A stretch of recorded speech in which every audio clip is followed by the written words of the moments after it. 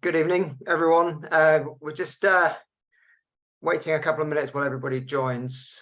You may have noticed I've turned on recording because we always get some people that like to ask if they can see a recording afterwards. So if you don't want your face to appear in the recording, then turn off your camera.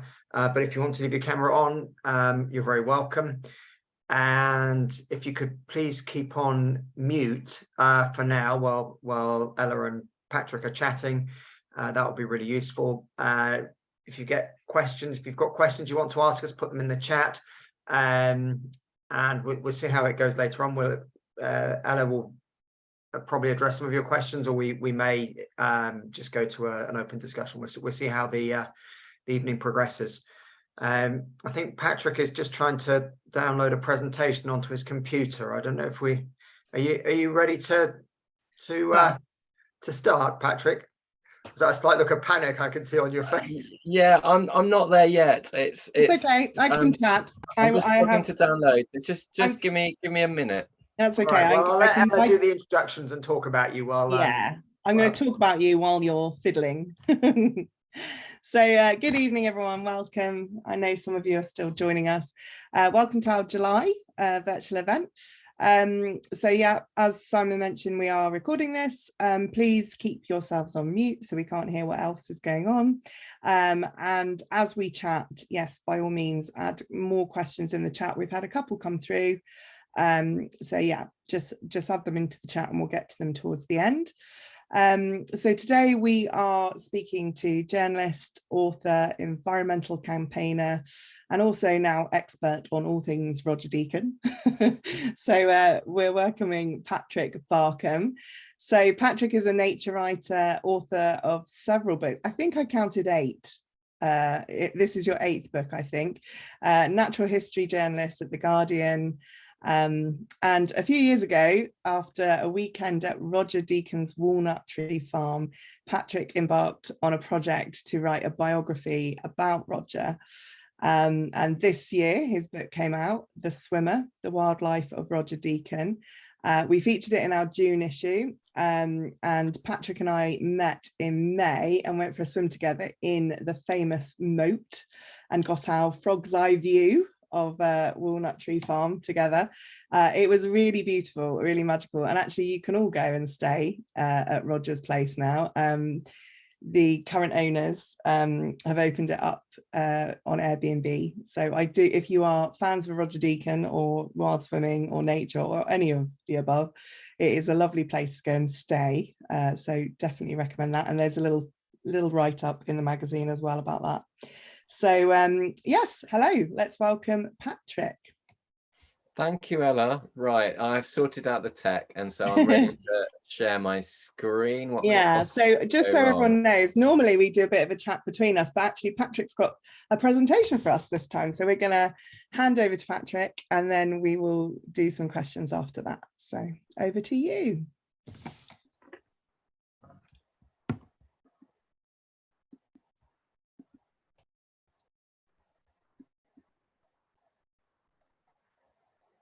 It's lovely to see so many of you. Right.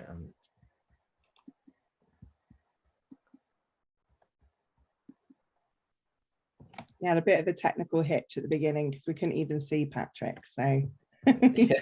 I had to swap laptops and all kinds of things. Oh golly. Sorry, I've got to. It's okay. Now so, asking me to. Hopefully everyone knows who Roger Deakin is, author of Waterlog, which came out in '99. And Roger Deakin is seen as sort of the godfather of outdoor wild swimming, as it were. So yeah, if you haven't read Waterlog, I urge you to put it on your reading lists. It's a good holiday read, actually. And then obviously definitely read Patrick's book. Oh dear, this computer is not letting me share my screen. Oh no. I don't understand why. Oh God, I was very slick with all of this during lockdown, of course, but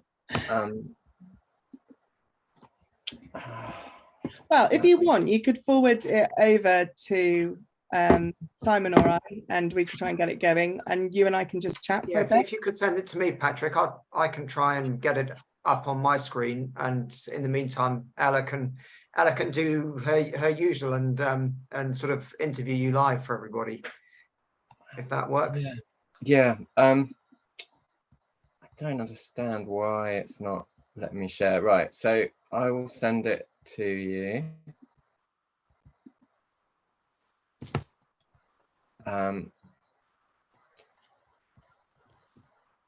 Simon, have I got your email address? I'll message it to you in the chat. Sorry, everyone. Always interesting when we have tech.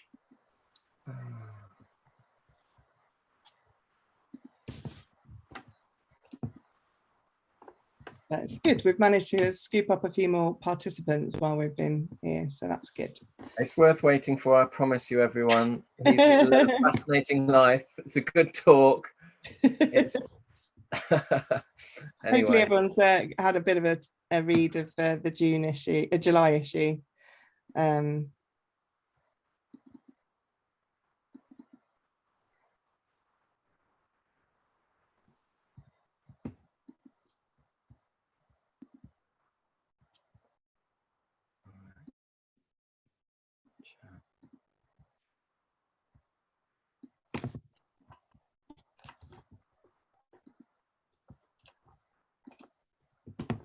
Ella, do you want to, while Patrick's sending that and I'm waiting for it to come through, do you want to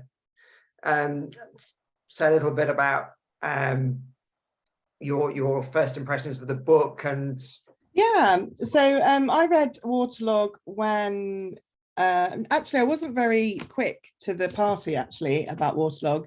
I'm not very good when everyone raves about a book. I tend to go, not really interested. But a friend actually gave me a copy maybe 5 years after it first came out, and I really did love all of the kind of obviously swimming elements and the traveling about and the personal project of Waterlog. Really, this idea that Roger kind of dreamt up this project to swim across the country. But what I actually really loved about Patrick's book is really understanding sort of the backstory of Roger. I think over the years, because he passed away 7 years after his book was published, and it was the only book he had published while he was alive, he became a bit of a saint. Lots of people like to talk about Saint Roger, this kind of magical swimming chap who we can get like that when people pass away. And what I loved about Patrick's book was that it really does tell the true story, and it doesn't hide away any sort of, we all live our lives, we all have complex parts of ourselves, and it really is a brilliant tale of who Roger Deakin actually is. And he wasn't always a nice guy and could be a bit of a tricky character. And yeah, that's the best thing about the book. It's, it really paints that complex way we all live, and how tricky things can be. Oh, I'm seeing things. Hopefully everyone else can too. is that working? Can you see my? I can see. Simon, I've just managed to sort out my tech problems, and so I've got it up on my screen. Okay, well, let me stop sharing and then you have another go. Otherwise, if that doesn't work, we can go back to me. Yeah, I'll have another go. And I think it's now going to work. Hooray! There we go. Good. No one has to listen to me rambling on anymore. How's that? Can everyone see that? Thank you for your patience, everybody. Thank you, everyone. Wonderful. Thank you. That was brilliant filling. You should be a radio presenter with all of that. Sorry, everyone. It's not. Honestly, I'm not a complete ignoramus on tech, but I've been slightly flummoxed tonight by trying to use 2 different computers and neither one working. So Roger Deakin, the swimmer. Roger swam into my life, probably like many of you too, here on the moat at Walnut Tree Farm, his 16th century farmhouse in North Suffolk.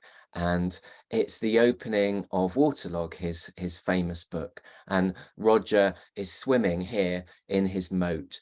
It's a summer rainstorm, and Roger has a frog's eye view of this summer rainstorm as he swims along in his moat. It actually doesn't completely surround the house. It's more a linear pond, and it was probably created so that the livestock would have drinking water when it was a yeoman farmer's house. And Roger's writing in this opening to Waterlog, I'm sure many of you know it, but it's vivid and precise and enraptured and romantic. It just describes that wonderful feeling you get when you're swimming. Roger always swam breaststroke. He called it the naturalist stroke, when you're kind of submerged right up to your nose in the water, but you can see everything that's going on around you, including this lovely summer rainstorm. Waterlog was an eccentric idea. Roger swam his way around Britain, not in any systematic fashion, but in lakes and rivers and the occasional unpromising looking ditch. And it wasn't particularly regarded by his publisher as likely to be a big book or a successful book. And yet it became this word of mouth bestseller. And so many people have discovered the joys of wild swimming through it. Roger went on his swims in the late 1990s, and the book was published nearly 25 years ago now, in 1999. And I'm sure many of you are probably the hardcore who have been swimming outdoors since you were tiny and since way before it became fashionable, if you like. But Roger really is one of the key players in making it, in creating this renaissance in outdoor open water swimming, in cold water, wild water swimming. I know lots of people don't like the term wild swimming, and Roger sort of would give a wry smile about it, but ultimately it was something he wrote so persuasively about the experience, about the mental and physical health benefits, about the joy of being close to nature, that it really caught on the back of his writing and the publication of Waterlog. Here is Roger in 1999 when Waterlog was published, swimming in his moat. You can see he's a man of late middle age at the time. He was 56 when the book was published, and it was his first book, so he was quite late to the publishing party, and Waterlog really did set in train that whole wild swimming movement, and it's now seen as a classic of British nature writing too. And nature writing didn't really exist at the time, so Waterlog has a literary legacy and it has a kind of cultural legacy. And certainly today I find I can hardly pass a cold and unpromising looking body of water without seeing some pink-skinned enthusiast leaping out and jumping into their dry robe, and what a wonderful turn of events that is. At one level, Waterlog can be read as a midlife crisis book. It is very much Roger in crisis about his love life and his career, and creating this new opportunity for himself, this new mission, and shaking off a depression really, and going swimming, taking a cold dip. But Roger was much more than a wild swimmer. I should just pause here and point out his trademark black Speedos, which Roger is modeling on one of his Waterlog swims. And Roger has this marvelous archive in the University of East Anglia, which keeps all the copious notebooks and letters and diaries and things that he wrote in his life. And if you ask for item 2771, the librarian goes and retrieves these black Speedos for your closer inspection if you really want. So Roger was more than a wild swimmer. He was an advertising executive in 1960s London in swinging Soho. He was a Morgan driving dandy and man about town who moonlit as a furniture restorer. He was an early upcycler who created new furniture out of old, stripped a lot of pine and sold it to trendies on Portobello Road, including a young Judi Dench. He was also, like many people in the 1960s, he kind of dropped out at the end of the decade and embraced a small holding, rural life, growing his own food. He became a goat keeper, and then he became an inspiring English teacher, and later an environmentalist, a filmmaker, even a music impresario who was responsible for persuading Carole King, the US rock star, to give her first European concert for 7 years in East Anglia at the Aldborough Festival, in fact. And of course, Roger was a consummate storyteller. And the real consistent theme in his life, apart from swimming and in enjoyment of cold water, was that he kept notebooks. And he didn't keep anything as formal as a diary, but he was always jotting down his thoughts in random notebooks. And he was an only child, and notebooks were like the siblings that he never had, to whom he confided his fears and tested his theories about the world in. And the writing on your left is Roger's first published piece of work. It's a riveting account of 10-year-old Roger's school trip to the Morris car factory in Oxford, and it reveals his attention to detail and love of design. And the page on the right-hand side in this lovely brown ink is just a random page from my favorite era of Roger's notebooks, the 1960s, when Roger wrote with great romanticism about his friendships and his relationships. And he was a superb writer. And I'd like to take you actually to a piece of his writing from the 1960s. I'm going to give you a little reading, and it's when Roger is dispatched. He's a very smart, high earning, high achieving advertising executive, and one of his clients is the Royal Navy, and he's dispatched to this very large floating naval vessel that's moored right here off the coast of Venice. And so I'm just going to read to you a little bit. This will give you a flavour of rebellious Roger in the 1960s. I joined the Royal Navy in 1969. For our generation, this is Roger's voice, Roger's writing. For our generation, growing our hair, listening to Tommy on double vinyl, or watching the Rolling Stones release hundreds of large white butterflies in memoriam for Brian Jones in Hyde Park, there was probably never a less attractive time to fight for Queen and country, which is why I flew to Venice with a photographer and art director for my advertising agency, Vernon's. To turn military service into an irresistible proposition for young pacifists, I was to rendezvous with 800 Royal Marines on HMS Bulwark, the third biggest ship in the Royal Navy, for a week on manoeuvres off Malta. Venice, a violet sea in the early morning, blue rising into paler blue, edged with spires, roofs, domes. There was no boat to meet us at the aerodrome, so we hired a gondola and took lunch in St. Mark's Square.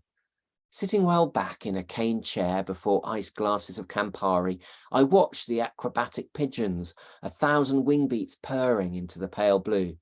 As the church bells boomed, these pigeon red devils soared and wheeled and pirouetted in midair, falling on the paving stones like a grey blanket shaken in the wind. We proceeded in our gondola to glide up to the biggest ship ever to drop anchor in the Sound between San Giorgio and San Marco. Earlier in the year, Bulwark, fondly nicknamed the Rusty Bee, had received television documentary makers on board as part of a drive for positive publicity while in the Mediterranean. So I was taken aback when the captain, J.A. Templeton Coatsville, on top of giving us the coolest welcome ever, sent the officer of the day to ask me to get my hair cut. This is the haircut that they were objecting to. That Roger had this magnificent halo of chestnut coloured curls at the time. J.A. Templeton Coathill, Bulwark's captain, known by the men as TC, was reputedly famous for a fastidious wit. Off duty, he may have matched cravats with silk shirts in shades of pink, lime green and yellow, but he drew the line at my main. To the captain, I was from a different tribe, not his tribe, and therefore dangerous. The look of puzzled fear was fascinating. I dispatched the officer of the day back to the captain with the message to F off. No more was said that day. The next morning, curls still flying, I persuaded a pilot to take me up in a Sioux helicopter for a scenic tour of Venice and the lagoon, and another excellent lunch in St. Mark's Square. When we returned and I climbed out in my flying suit, the captain happened to be on deck, entertaining the Italian admiral of the fleet. Apparently the admiral thought I was one of the crew. Again, the captain sent orders that I should cut my hair. I became furious and roared off to see him and ask him what he thought he was at. The outcome was a 3/4-hour row in front of a number of Templeton Coathill's brothers, in which I gave him a long lecture on hospitality, good manners, the role of the gentleman, the human rights he was meant to be there to protect, prejudice, and why he was a stupid beep. The captain banned me from the wardroom and from eating with the officers, which of course I welcomed. By this time we'd set sail for the Adriatic. The rumour about what happened went round the ship before we'd even finished our little interview, and I promptly became the hero of the lower decks, where I took up residence in the petty officers' mess, learned a few hundred dirty jokes, enjoyed a great deal of rum, and took my leisure under a pleasant sunshine in a lifeboat with a book. So that hopefully gives you a flavour of rebellious Roger in 1969. And swimming for Roger was part of something that he continued to do throughout his life, which was testing boundaries and moving from one boundary to the next, and being brave and testing authority too, because of course in many of our rivers we don't actually have a right of access. I'll take you back to the beginning of Roger's life now, but I should just say before we learn more about Roger's childhood that it was writing like this that led me to a fairly drastic decision, and almost word for word that account of Roger's travails on manoeuvres off Malta was in this letter to a friend of his, Margot Waddell. Roger had actually fallen in love with Margot in the late 60s, and she had turned down his proposal of marriage and gone off to work in Africa, and Roger was writing here to entertain her, impress her, and as he put it, to show her the view. And it was encountering letters like this that persuaded me to scrap 90,000 words of conventional biography and rewrite the biography in Roger's voice. So Roger is actually the lead narrator, and I've spliced together his voice from notebooks and letters and unpublished journals and unpublished drafts of journalism and some of his published work too, and put that together and interspersed his enraptured account of his own life with the recollections of his friends. And sometimes there's a lovely harmony between two different accounts and they sort of correspond to each other, and other times there are more discordant notes and you get these clashing versions of reality, and it's very much up to you, the reader, to decide. So Roger was born in wartime. He suffered the misfortune to be born during the Second World War, and he was born in Watford, and he grew up in Headstone Lane in northwest London. And he could step out of his front door and the suburbs of London rolled away towards the city in front of him. And he could step out of his back door and it was open countryside. And Roger was one of these 1950s hedge kids. He roamed freely. He wasn't from an affluent background at all. His dad was a railway clerk, and that's Alvan on the right-hand side, Roger's dad, and his mum, Gwen, was a secretary. And Roger grew up in a tiny 2-bedroom bungalow. And it was a rather claustrophobic home, and Alvan, Roger's dad, rather shrank from view. He was described as one of nature's gentlemen, but he wasn't a forceful person. It was Gwen who was the domineering force in Roger's life. And this is what some of Roger's friends and relatives had to say about Gwen. Tony Axon, who was Roger's best friend, remembers going round there for tea with Roger as a 12-year-old, and says, Gwen told you what you were going to do.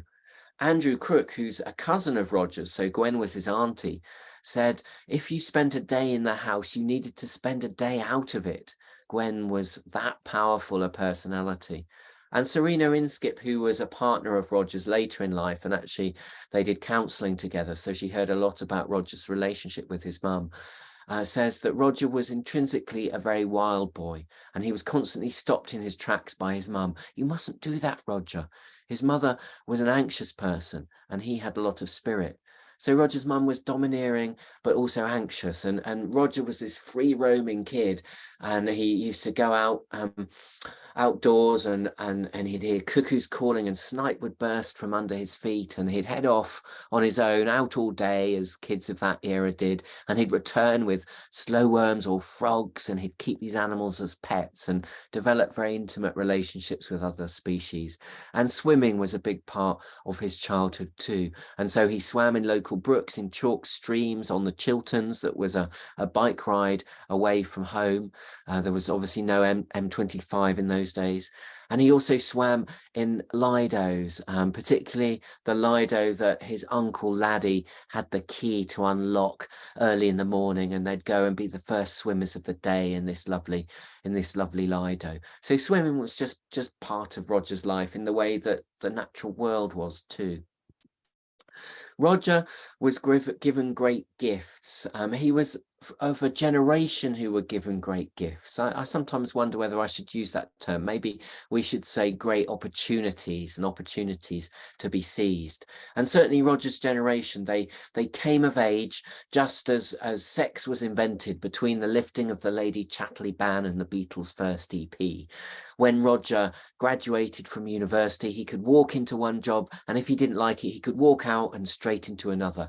It was a time of very exciting music, of teenage, of a sort of global teenage culture for the first time. It was also an era of cheap property and accessible global travel. But the key gift where Roger was concerned was social mobility, the gift of social mobility. And statistics show that people had a lot more social mobility, children in the 50s and 60s, than children do today. And the key thing for Roger, he grew up in this very humble home, was age 10, the state paid for him to have a scholarship to Haberdashers, a very excellent public school then based in northwest London, just off Kilburn High Road, in fact, Cricklewood. And Roger here experienced some top-class teaching, some brilliant, inspiring English teachers who definitely led the way in Roger's love of literature. And his school report here, you can see cute little Roger at the side there. And there's lots of the sort of standard teacherly comments in this report. But the key thing, the key line from one of his more perspicacious teachers, if you like, was he said of Roger, relies too much on charm. Roger was a charming boy who grew up to be a charming man. And he led a charmed life, really. Roger observed a really interesting thing in his 1960s notebooks, which was the gulf between his own generation, then in their 20s, and his parents' generation, just how wide that gulf was. And now, with the benefit of hindsight, I think if we look back, I think most historians would probably accept this too, that generation, that 60s generation, was more distinctive from the preceding generation than any generation before or since in history. They really did make a decisive break from the past.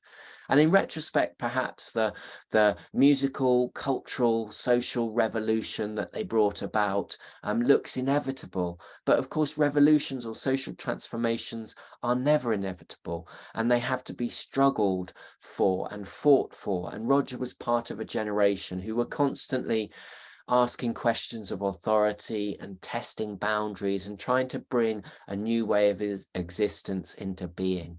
And one of the great pleasures of writing this book actually was meeting many of Roger's generations.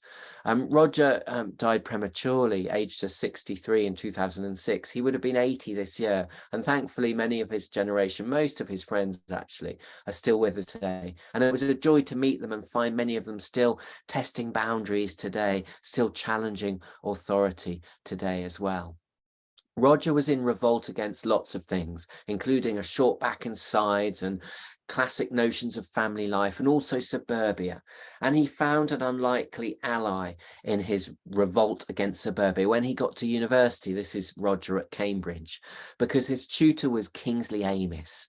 And Amis was an inspiring tutor to have, an inspiring teacher who wanted to know what Roger thought about literature. But he was also inspiring in other ways. By this point, Kingsley Amis's marriage was collapsing, and he was living in a famously open house on Madingley Road in Cambridge. And students were often invited round, including Roger, for famously dissolute parties where they would be served lots of super strength cocktails and claps in hedgerows and in Kingsley's garden where a donkey roamed free. And this model of an open house was something that Roger took with him when he created his own home in rural Suffolk. And his home at Walnut Tree Farm was always open to everyone, to strangers as well as friends, and all sorts of people could crash the night there on mattresses, and even just sleeping in a bed in the open meadows out behind Roger's place. And so he had this sort of open house approach to life. So you can see Roger wonderfully embodies the 1960s generation, but he was also an original within that generation. Who else but Roger would discover the shepherd's hut as a lifestyle accessory about 40 years before David Cameron did? A place to sit and dream and to write and to sleep and to escape the materialism of the modern world. This is his lovely shepherd's hut that he rescued from an old farm auction, which was kind of a favourite pastime of Roger's throughout the 70s, 80s and 90s, plundering these farm auctions for treasure.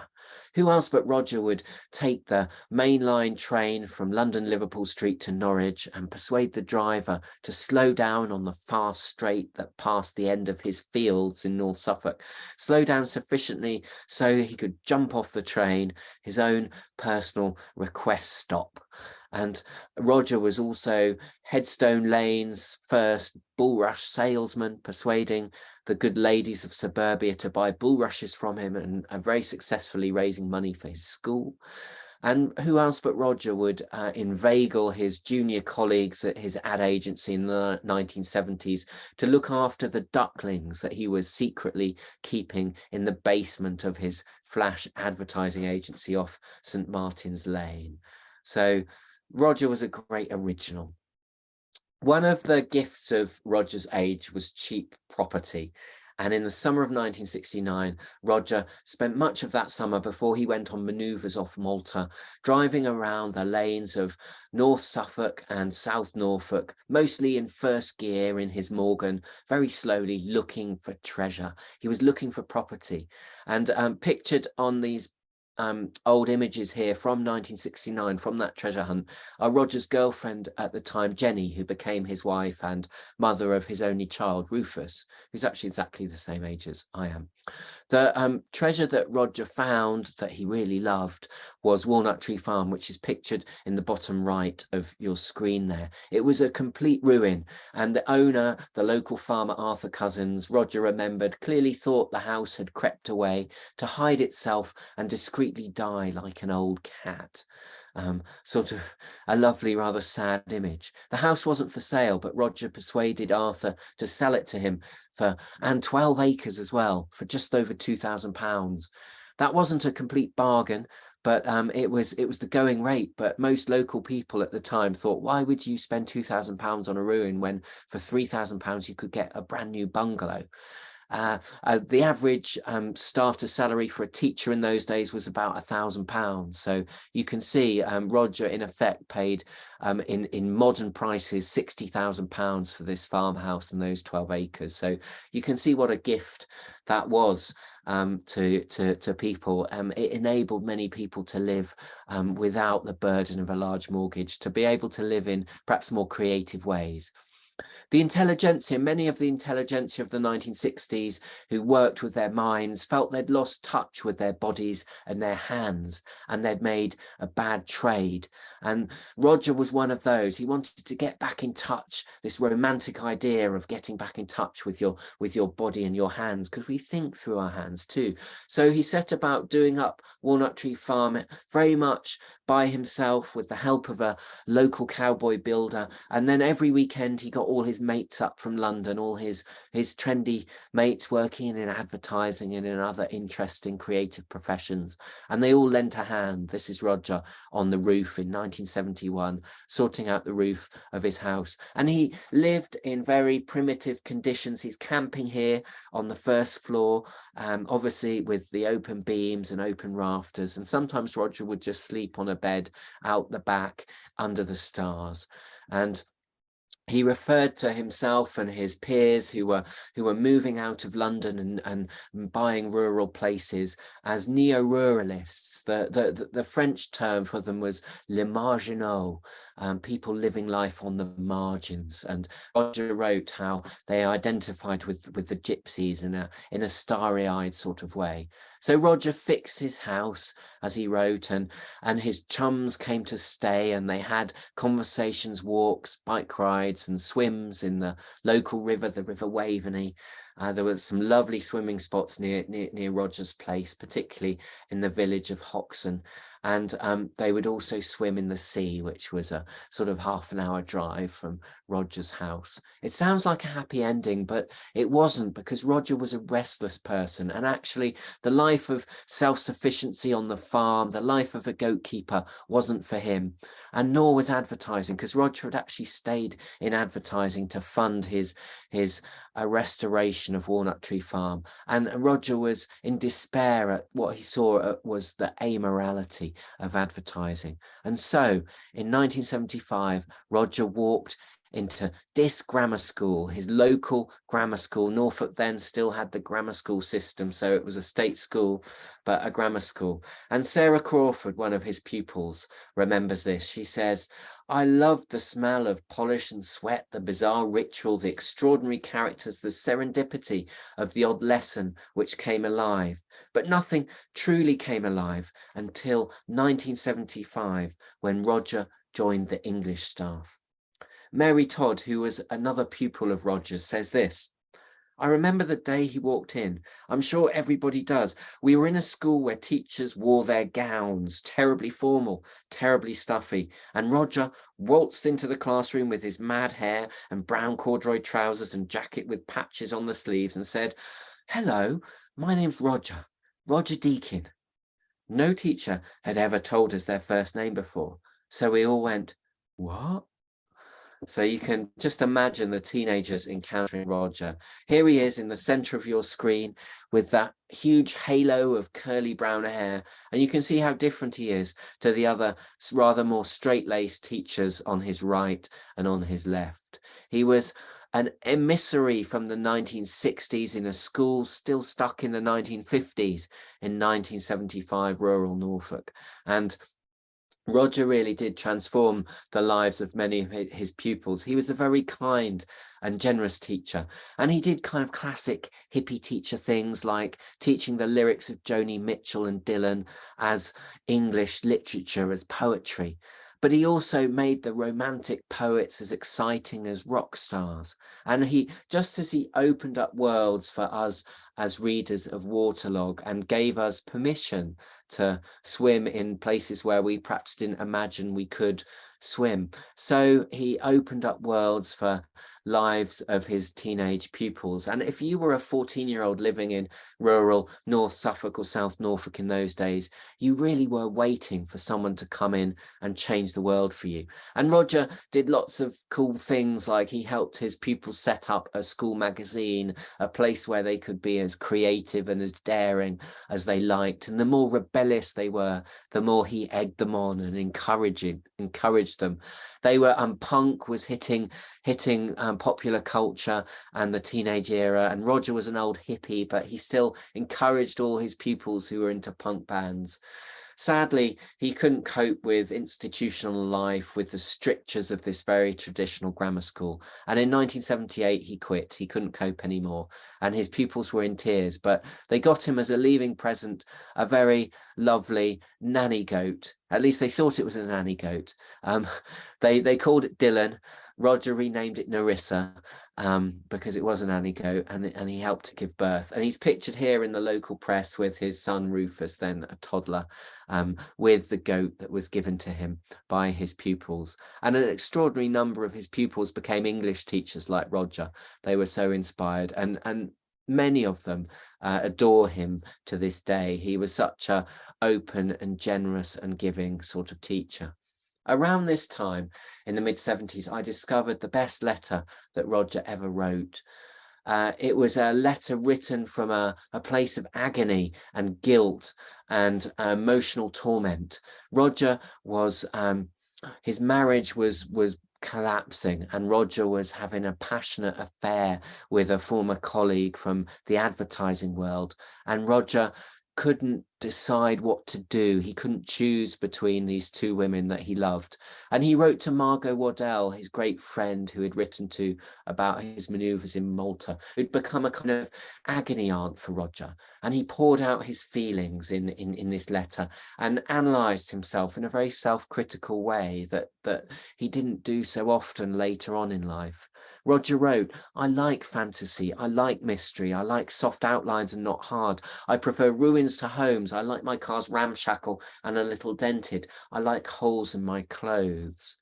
A little aside here, but the two cars pictured are the Citroen DS Safaris, these wonderful classic Citroens that Roger drove extremely fast from London to Suffolk in the 1970s. And when they collapsed and wore out, rather than take them to a garage like most people, Roger just let them subside in his fields at Walnut Tree Farm. They're there to this day under an enormous pile of brambles, the rotting shells of these old cars. And friends rather despairingly called his acres the Safari Park. That was their little joke about it. In Roger's letter, Roger wrote of his love for Jo, the woman he was having an affair with, who's pictured here on the screen. And he wrote of his love for Jenny. But in my eyes, the real love that shines through in this letter is actually his love for Walnut Tree Farm, for his farm, which he calls Mellis here. He says, "I don't know if I could ever leave Mellis," that's the Suffolk village where he lives, but he means Walnut Tree Farm. "It's so much my promised land, so much a product of my imagination that I feel complete there as nowhere else." It really was a place that he imagined into existence. It was his sanctuary, it was his safe space, it was his place where he retreated when life got too difficult. And you know, a relationship with a place, we can shape a place exactly as we want it, and a place doesn't answer back or have its own view of things in the way that other people, other relationships do.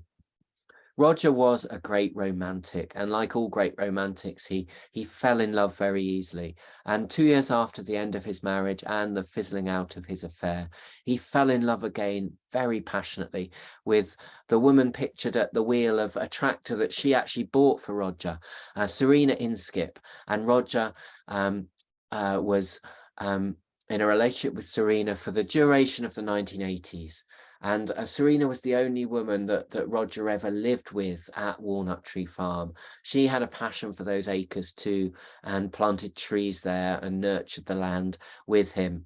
And Roger wrote very beautifully about Serena in letters to her. And I should say he was a very generous friend. He was a very generous friend to men as well as women. And he was a very generous romantic lover too. And he made his friends and his lovers great gifts. He was a carpenter. He loved using his hands.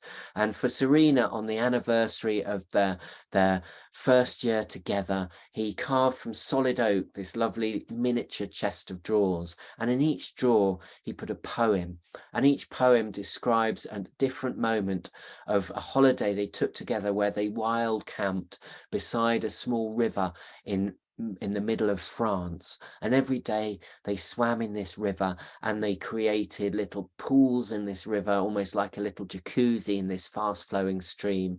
And Roger was not actually a very good poet. I think as a prose writer, he's sublime, but a lot of his poetry was doggerel, was stuff he wrote just for amusement and to amuse other people.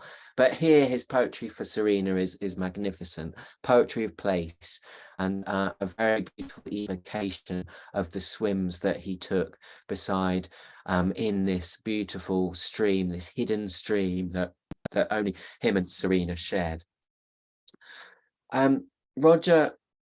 Roger's relationship with Serena was a difficult one, and he became very angry, and he actually became violent in that relationship. And I give voice to Serena in the biography, and it's really down to you, the reader, to judge Roger and decide for yourselves what kind of person he is in that relationship.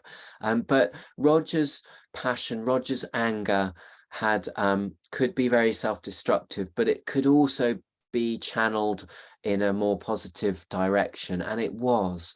And he was a brilliant environmentalist. And after he quit Diss Grammar School, he became a consultant for Friends of the Earth. And he was actually responsible for masterminding their Save the Whale campaign in the late 70s, leading up to the Save the Whale rally in Trafalgar Square in 1980, which led very directly to the international ban on whaling. And so Roger was a very influential environmentalist. And Roger wrote this wonderful thing called the Whale Declaration that was read out in Trafalgar Square. And in it, he says, what we have to decide is whether life is a little cautious grasping affair or whether it is wonderful. And certainly there's nothing little or cautious about Roger's life. He embraces the wonder of it. Roger, in the early 1980s, started to spot that environmentalists, quite rightly, were spending a lot of their energy on these big, important global campaigns to save whales, to save the rainforest. And he noticed that local nature, that our immediate environment, was being neglected. And he co-founded a very prescient and influential charity called Common Ground, which championed our neighbourhood nature, our road verges, our orchards, our churchyards, our little meadows and scraps of land in the middle of cities. And it's really only, I think, since the pandemic that we've rediscovered the importance of neighbourhood nature, neighbourhood green space, and the inequities of access to that nature. The fact that some poorer neighbourhoods in cities don't have much green space, and Roger was campaigning for this kind of thing in the 1980s, and it's a campaign that has its roots in Roger's own campaigning. And the picture on the right is of a medieval green lane that ran down beside Roger's acres called Cow Pasture Lane. And in 1981, the farmer began felling the trees on Cow Pasture Lane, and Roger engaged in an extremely long battle that ended up in the High Court, and he called them press in to the national media. The Times reported on the partial destruction of this green lane, and Roger eventually saved this green lane, and it's very beautiful today. And But at the time, when it was destroyed, it was partly destroyed and it looked ruined and all the trees had been chopped down. And the Times said to Roger, "You must be devastated." And Roger was this combination of things. He got very angry about things and passionate, which meant he was a good environmentalist, but he was also a brilliant environmentalist because he was fundamentally an optimist. And so he replied to the Times, he said, "No, this is but a small setback in the long history of Cow Pasture Lane. These trees have merely been coppiced and they will grow back again." And because he got protection for these tree stumps, the trees sprouted again from the stumps and grew back. Roger was correct. And so he was an inspiring, optimistic and passionate environmentalist, and his legacy lives on today. This is Roger in 1990, pictured on his moat on a rare day when it was frozen. Unfortunately, today with global warming, it's rarely frozen like that today. But Roger had a dinner party, Sunday lunch on the moat, 8 people sitting on chairs and at the table on the moat, and they were having a very jolly dinner until cracks started to appear in the ice and they all jumped for cover. In 1990, Roger and Serena separated, and Roger actually got together with his lifelong friend, Margot Waddell. And here's Margot. And Margot was and is an extremely wise person who was a very eminent psychotherapist at the Tavistock Clinic in London. And you would think with all her therapeutic training that if anyone could make a relationship with Roger work, it would be Margot. And for 5 years, they were together, but sadly, that relationship didn't last. Roger was a difficult person to be in partnership with. But Margot was a keen swimmer, and it was Margot actually who got Roger swimming in his moat again regularly. And she's pictured here swimming in his moat. And many of the swims in Waterlog were swims that Roger did with Margot, but actually sort of cut her out of the story when he came to writing it up. It became very much a lone man exploring these our waterways, you know, in a slightly heroic, romantic way. But one of Margot's parting gifts, if you like, for Roger was to say, because Roger had been talking about this idea he had to swim his way around Britain. He called it the swimming book. And Margot said, "Go on, I really think you should go and do this swimming book." And so Roger finally was in a position where he was no longer distracted. Sure, he was heartbroken and he was probably in need of the therapeutic benefits of a good cold swim or a good cold series of swims, you know, those wonderful. Roger called it the endorphins that we get, that lovely mental health benefit we get from swimming outdoors. But Roger also finally had the time and the space. His career as a filmmaker had founded. Roger made some very beautiful films in the early 1990s, but reality television came into existence in 1995 and Roger could no longer get commissioned. So finally, here he was. He had an idea. He couldn't avoid writing a book any longer, and he set out to swim around Britain. Waterlog is actually a slightly fictionalized version of his swims around Britain, because it tells the story of his swim in a year. And Roger actually began in the summer of 1996 and carried on swimming through till his last swim was in 1998. And he wrestled these swims together into a more readable form with the help of an editor who actually picked apart his first attempt, which was simply a log of his swims, and it didn't quite work as a narrative. But Roger threw himself in to swimming around Britain with characteristic Rogerish energy and enthusiasm and 100% commitment.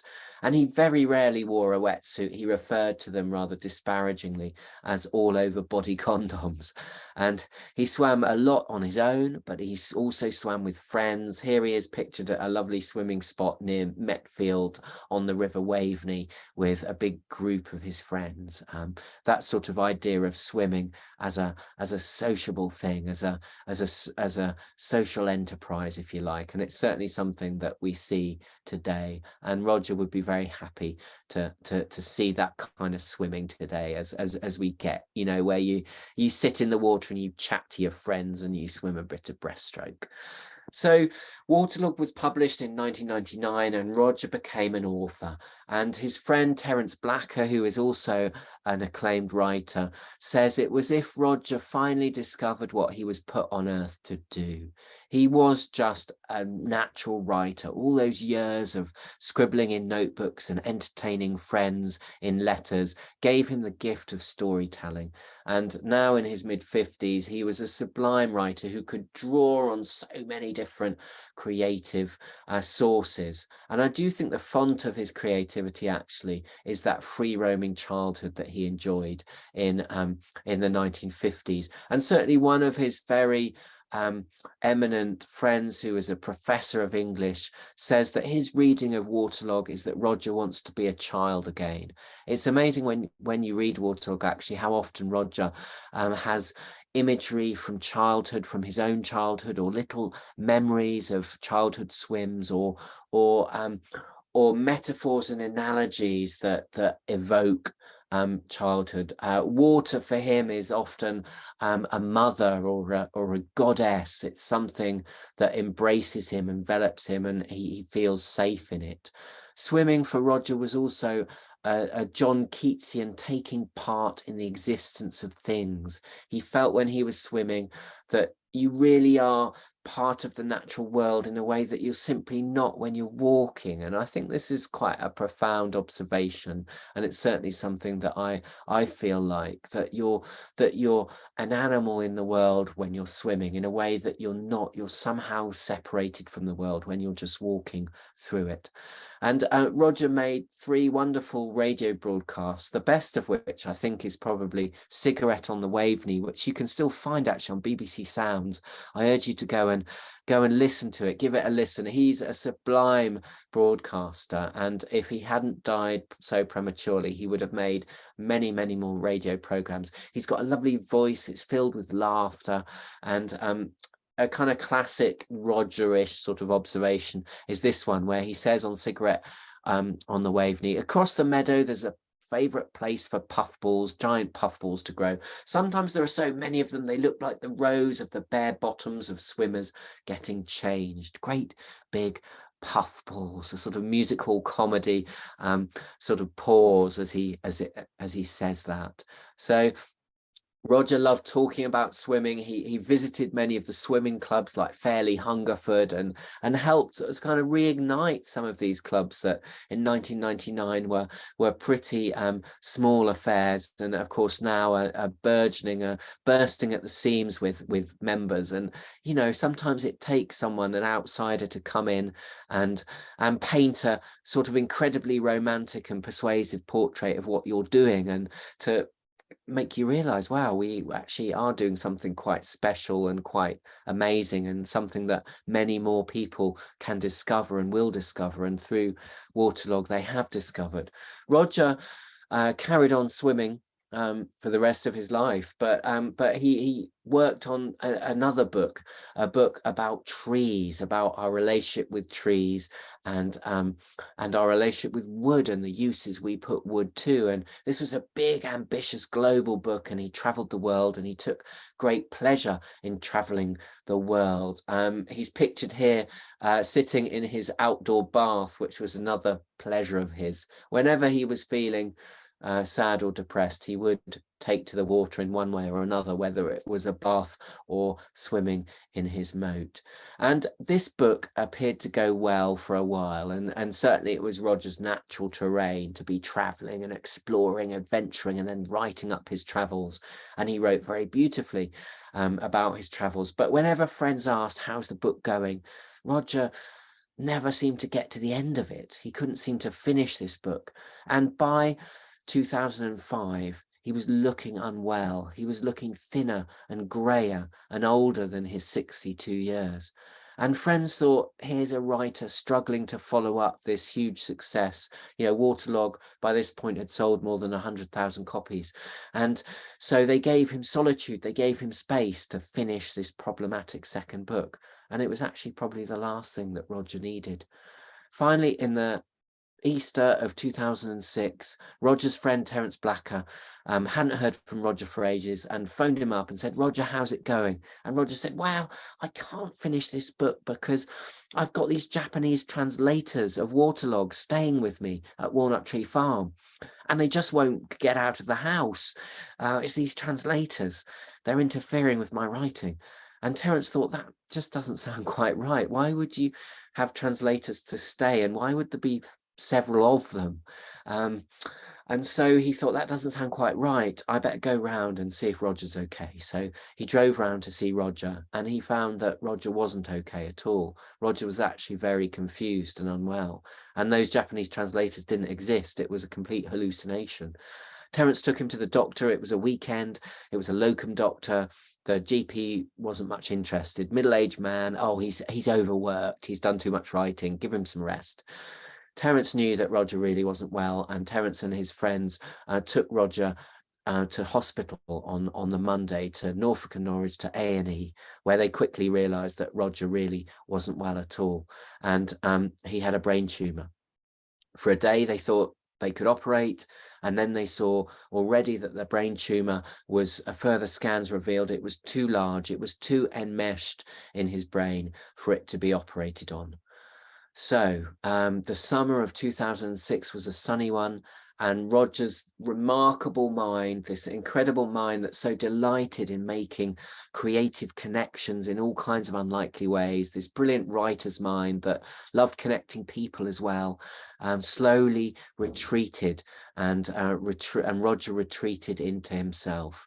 He was nursed very beautifully by Alison, his partner, and by his friends, and kept where he needed to be at Walnut Tree Farm. He passed away one day in August, and in a hospital bed in his front room at home where he needed to be. And he wrote very beautifully towards the end, but as soon as he had his brain tumour diagnosed, he never wrote another word in his notebooks. His notebooks just fell silent, and he didn't reflect on death, but his friends said he seemed to be prepared for it, and just quietly tried to live out each day and enjoy each day at Walnut Tree Farm. I think Roger's legacy is a very large one, and you can certainly see it if you go to Walnut Tree Farm. And I would, if you're a sort of keen fan of Roger or of Waterlog, I urge you to try and book yourself in there this year, because it may be that the current owners are looking to sell up. If you're a high net worth individual who wants to buy Roger's farmhouse, have a chat with them. But it may be that they're not doing their Airbnb for much longer, so get to Roger's Moat while you can. Roger's farm, Walnut Tree Farm, it's been actually lived in ever since his death by childhood friends of Rufus, Roger's son. Roger's son inherited it. He didn't want to live there himself, but he sold it to some friends of his from childhood who have looked after it very beautifully. And it was actually in 2009, as Ella mentioned at the start, when I went to stay there, that it seemed to sing so much with his spirit. These 4 acres are still brimming with bees and birds and butterflies and bats and barn owls at dusk, that I wondered about who was writing his biography, and to my surprise, no one was. And it's been an amazing privilege to be able to write his biography. Roger's legacy is there in Walnut Tree Farm. It's there on Cow Pasture Lane, this lovely medieval green lane that's next to Walnut Tree Farm. In this picture is Titus Rowlandson, who lives in Walnut Tree Farm there, with villagers from Mellis planting trees on the remaining section that had been destroyed by the farmer in Roger's era. And actually this tree planting came at the behest, with the blessing and the authorization of the farmer's son, the son of the farmer that Roger had fought. So you see how the circle turns, and Roger's environmentalism has won. Roger's won the argument, in fact. And his legacy lives on in environmentalism and in literature, where Waterlog and Wildwood, the book on trees that was published after his death, are seen as a classic of modern British nature writing. I want to just finish very quickly by taking you to Walnut Tree Farm as it is today in midsummer. And this is me writing. The long grass still ripples like water on Mellis Common in midsummer. The swimmer takes a sudden left by the sallows and bumps onto the track that leads to a copse and a glimpse of an old brick chimney. Sheltered by the guardian ash and the spreading canopy of the walnut is Walnut Tree Farm. long, low and slender, with its roof of red pantiles fossicked from surrounding ruins. Here is wood, pasture, shelter, fire and water. Across the lawn between coppiced hazels lies the moat, its moods as varied as the seas. In winter its banks are open and its water is clear, traced with silver and gold in the pale sunlight. In summer it is wrapped in green leaves and coiled with tresses of ranunculus. Great crested newts hang suspended in the water like a mobile dangling from the ceiling of a child's bedroom. To the slower beat of a longer time, trees grow up and trees die back. The oaks that Roger planted across the middle of the long meadow are mature trees. His railway wood, a small triangle against the line that was newly planted in the 1980s, is all grown up. The great elms that rose above the hedgerows succumbed to disease in the 70s. Some of their replacements, self-sown ashes of grace and height, are dying back because of new disease. The seasons turn, plants and animals and people. We come and go, brightening the place with a momentary firework of drama. A quick dance of life. This is Roger in his notebooks in 2002. Eddie comes on his tractor to cut the hay. I point out that I've planted a row of 5 young walnuts across the field, and he grunts. Why do you have to go and plant them right across the field, he asks. Because they will look beautiful when they've grown up, I say. And if you ever visit Walnut Tree Farm, you'll see that they do. Thank you very much. Oh, thank you, Patrick. That was so lovely. I feel like I'm back there already. That was just so fascinating, and it was actually really lovely to see all the photographs that have been brought to life through your work already. We don't have bags of time, but let's do some questions if we can. So if anyone has any burning questions, throw them into the chat. There are a few that have come through ahead of time. So somebody wanted to know if you ever actually met Roger, and if you were, did you know him? What made you come to write the book? I mean, you covered the fact that you stayed there, but you never got to meet him, did you? No, I didn't. No, and I thought it would be a great advantage. Actually, I'd sort of have the dispassionate, neutral gaze of a biographer, by not actually ever meeting him. And I came to during the research, I came to just crave 5 minutes in his company to feel that innate kind of sympathy you feel with a fellow human being. And I would have loved that. And I can see, I found Roger, obviously there's lots of audio of Roger, I found video of Roger, but the closest I feel like I get to him is actually in the pages of his notebooks, which of course are his inner world. Sometimes he's still performing in his notebooks, but sometimes he's writing absolutely from the heart for himself about what's happening in his own mind. And it's a wonderful gift for any biographer to have such a trove of notebooks. And Roger did finally pop into my dreams a couple of times. So at that point, I felt I had a sense of him. Yeah.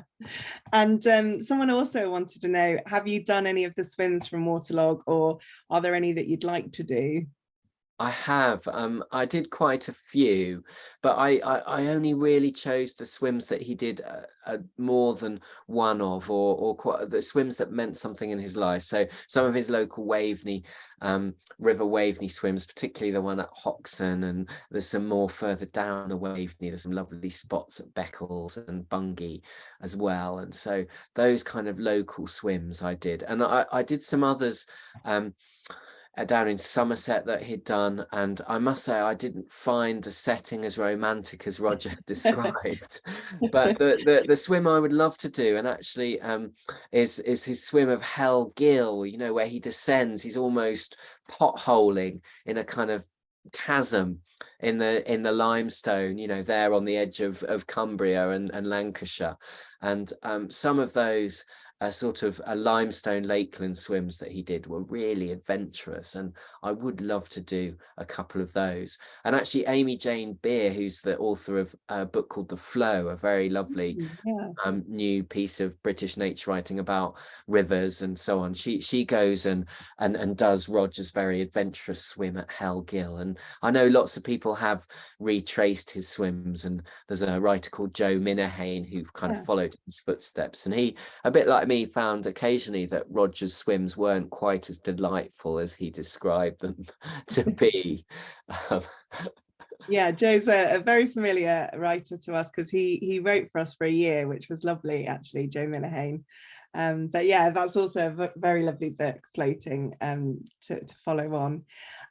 We've had a few questions just about, the state of our wild water. And as an environmentalist and campaigner yourself, where are we at with this? What's your view? What can we do? What's your thoughts?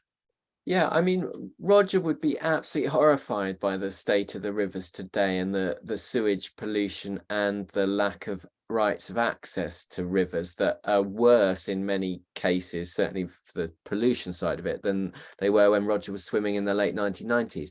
But I also think in true kind of Roger fashion, he would be incredibly angry and outraged, and he would absolutely be at the heart of campaigns to improve river quality. But he would also be fundamentally optimistic now, because I think he would say in the late 1990s, Roger and a few of his eccentric friends were virtually the only people swimming in rivers on a regular basis. It was a tiny minority, and now it's a really sizable minority. And stand-up paddleboards, canoes, kayaks, again post-pandemic, we've seen an explosion of use of our rivers, and swimming, just good old-fashioned swimming, regardless of whether we accessorize it or not. And Roger wouldn't be scathing about the accessories either. He would welcome all types of swimmers. But I do think, and this is me myself, and I think Roger would feel exactly this way, I do think now we have a critical mass and we have a voice, and we're all potential river guardians, and we need to exercise our right and responsibility to be river guardians and to join those campaigns. I think the campaign against sewage is relatively easy to fix, and I feel sure it will be fixed more quickly than the current government is saying it will be fixed. And I think Labour will probably fix it if they come into government. But I mean, it isn't a party political thing. Both governments are pretty equally useless. I mean, both parties of all persuasions are pretty equally useless.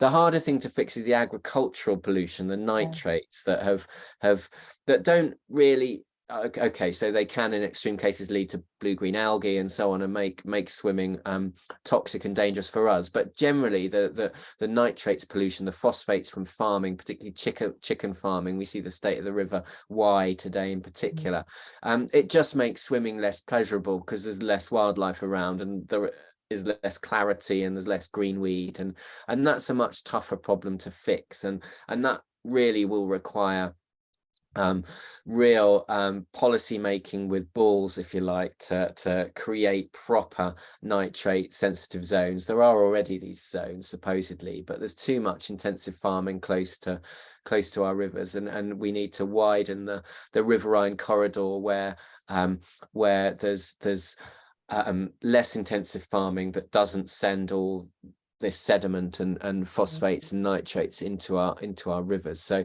how that's fixed, hopefully, I mean, some farmers are fixing it themselves. There are good farmers out there, good landowners who are widening that band of unfarmed land around rivers, and things like beavers will help fix river water quality.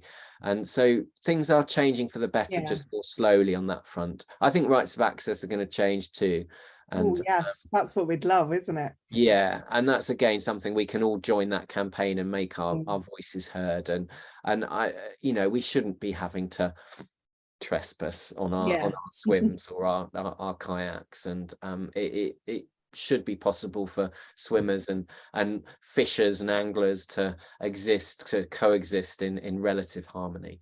And obviously the more rivers we can open up, the more space we've all got for swimming, because I know some swim spots are hot spots. They're kind of under too much pressure from people now, aren't they? Because in a sense we're funneled into we are too many small like honey pot traps. Honey pots, exactly. Nancy, you've got your hand raised. Is that because you want to ask a question? Great. Do you want to unmute yourself? Thank you. Thank you, Ella. Thank you, Simon, for hosting this. And thank you, Patrick, for that fabulous talk. It was just really inspiring. And I know that I can relate to his life as talking about midlife issues that take people to the water and being inspired in this way. And my own journey back into the water through COVID actually led me to the UK and to start my own UK water journey. And I went to Deakin's Farm last July and to the Walnut Tree Farm, and because I had an acquaintance in Mellis and was able to swim there. And one of the things that I love about the waterlog, I thought if I'm going to go and embark on my own journey, I would like to start at ground zero of Deakin's place, but not to retrace all of his journey, but my own unique one.